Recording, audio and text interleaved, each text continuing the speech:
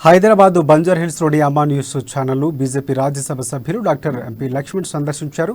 Office మొత్తం కలియతిరిగి పరిశీలించారు. ప్రజల సమస్యలు వెలికితీసి ప్రభుత్వం తప్పులు ఎండగడుతున్న అమ్మా న్యూస్ ఛానల్ చైర్మన్ బీజేపీ యువనేత కంది శ్రీనివాసరెడ్డి, సీఈఓ రామచంద్రారెడ్డిని ఎంపీ లక్ష్మణ్ అభినందించారు. ఛానల్ భవిష్యత్తులో మంచి స్థాయికి ఎదగాలని బీజేపీ ఎంపీ ఆకాంక్షించారు.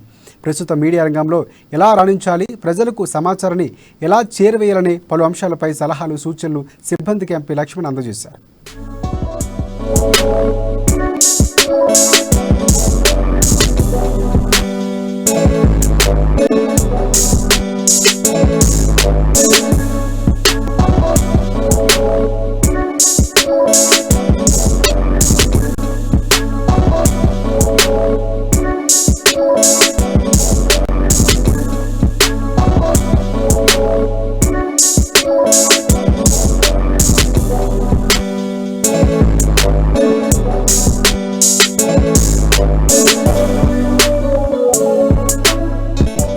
తెలుగు రాష్ట్రాల్లో ముఖ్యంగా తెలంగాణలో మరొక నూతన తెలుగు న్యూస్ ఛానల్ అమ్మా న్యూస్ పేరు మీద రావడం చాలా శుభ పరిణామం.